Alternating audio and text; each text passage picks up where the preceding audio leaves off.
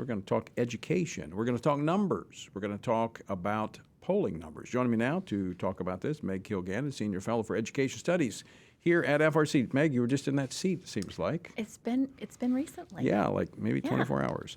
All right, this is, we talked actually about this last week. There was a poll by Hart Research in battleground states that found that Republicans had a 39 to 38% advantage with voters on the education issue. Well, there's a new poll out, another poll conducted by Democrats, a Democratic polling firm. What does it tell us? An even bigger lead for Republicans versus Democrats on the issue of education. And again, this is just unprecedented in modern history for Republicans to be leading Democrats on the issue of education. It's always been a Democratic issue. Always. And the American Federation of Teachers poll, of course, is not surprising because they are, they're cooperating with big labor. They're just an arm of the Democrat Party, right? So, of course, their numbers are going to be great. This Education Reform Network was described to me as sort of a center-left group at one time that's backed by hedge fund managers. So this group is somebody who, probably likes to cater to Democrats, but they're not so much in bed with them as the American Federation of Teachers poll would be. And still, these results are even stronger in favor of Republicans leading on this issue. So what this tells me, in looking through it, and we're going to dissect this, but what it tells me when I look at the 30,000-foot view is that the engagement by parents and by conservatives exposing what's happening in education is working, and it's getting people's attention. And regardless of whether or not Democrats come back to dominate education, it's going to change what's happening in the classroom because people are now taking note. And even the Democrats, they're polling, and their advisors are telling them, hey, you got to back off of this racial stuff and all this gender stuff because you're losing people. Right. Well, we know that it is not a large number of people who want to pursue the gender politics, the race politics in schools. That's not most teachers. It's certainly not most students or parents. It's a very small but vocal part of this educational establishment who are just obsessed with this issue. Yeah. And so they are driving the narrative on this, and people aren't buying it. It's really great to see. One of the things that just jumped out at me, Meg, is where this is, when you look at the voting blocks and the demographics, when you look at historic voters that the Democratic Party have historically, the voters that the Democratic Party has historically relied upon, voters of color, they are trailing Republicans by 10 percentage points. On education, yes. That is unbelievable. Yes. Now, what that tells me, I'm going to put my political hat on here.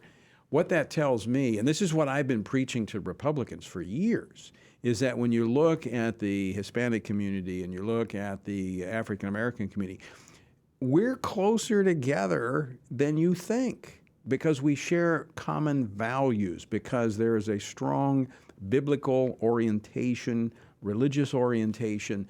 But unfortunately, historically, the Republicans have wanted to talk finance and economics, and that's not the language that it connects with many in the minority community. No, absolutely not. They're very, very family-oriented. Everyone is family-oriented.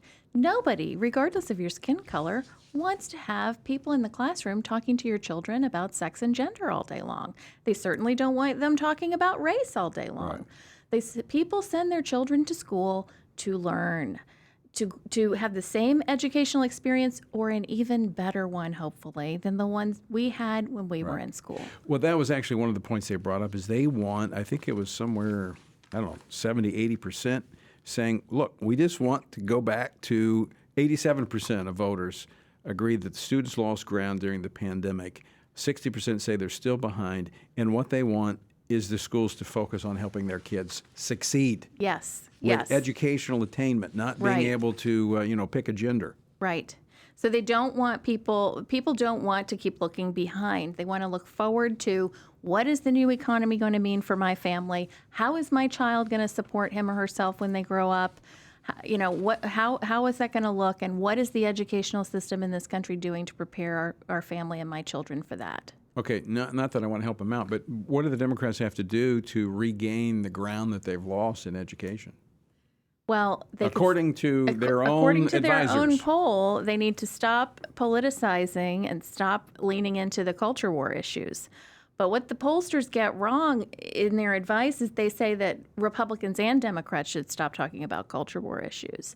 And I would say that we don't really want to talk about culture war issues. We're just defending ourselves on this side. So if they would stop, we would stop. That's the way it always is. I mean, I know going back on the marriage debate, they talk about, you just want to talk about marriage. You want to talk about this or that. I'm fine not talking about it, but if you're going to pick a fight, I'm not going to run from it. Right. I mean, if you want to redefine marriage, you're not going to do it, and I'm not going to be silent. You're not going to advance abortion with my money and have me be silent. You're not going to take my children and indoctrinate them in the classroom with a godless agenda, and I'm going to be silent about it. Absolutely. I mean, when you redefine an institution like marriage, this creates a whole cascade of effects that we have not dealt with as a society. When you order sex education around the institution of marriage, and you redefine marriage to be between a man and a man or a woman and a woman, now your sex education is getting a little trickier. Well, and I would argue, and I can back this up, that what we are dealing with now in the classroom is the result of a Burgerfeld in 2015. Correct. I mean, this is the fallout. This is what we're dealing with. So we can swat the flies and we can fight the fires, or as the left is afraid, we can go back and revisit these constitutional missteps that were made by the courts. Well, what I absolutely know is true, besides the fact that marriage is between a man and a woman, is that it's not on the backs of our children and in the classrooms that they have to go to by law that we need to be sorting out these issues. Yeah. These are adult issues for adult conversations in houses of law and houses of worship, right? This is not the place. School is not the place where we should be figuring all this out. Right. And the polling results reflect that attitude. So going forward, I would say that Republicans or conservatives or parents, however you want to define them, should just keep doing what they're doing. Yes, parents really need to stay engaged.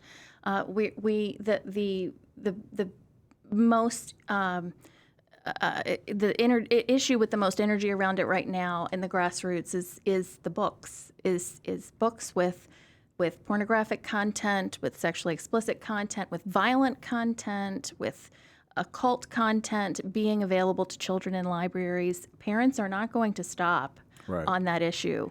They're not going to tolerate these books being purchased with taxpayer dollars and being offered in schools to children. Right.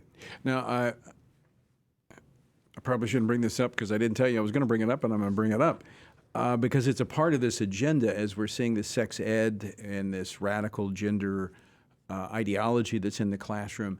There are some that are salivating at the opportunity to get to our children and bring this to the next step, like Planned Parenthood. And so we're actually seeing this expansion of school clinics that includes Planned Parenthood that is actually now doing a lot when it comes to the issue of hormones and the whole treatment of children. Right. The move to have school-based health clinics expanded across the country is really quite disturbing. In where I live in Virginia, they've started this process with vaccine clinics. They were offering vaccine clinics for everybody, not just kids, but for adults to come to school sites to be vaccinated. And we know that that's the camel's nose under the tent for offering a whole array of healthcare services to the children. And parents don't go with their kids to school. And they don't see it. Meg, we've got Congressman Kevin Brady now joining us from the House floor. Thank you for stopping by. Maybe we'll see you again tomorrow. Who knows? Thanks, Tony.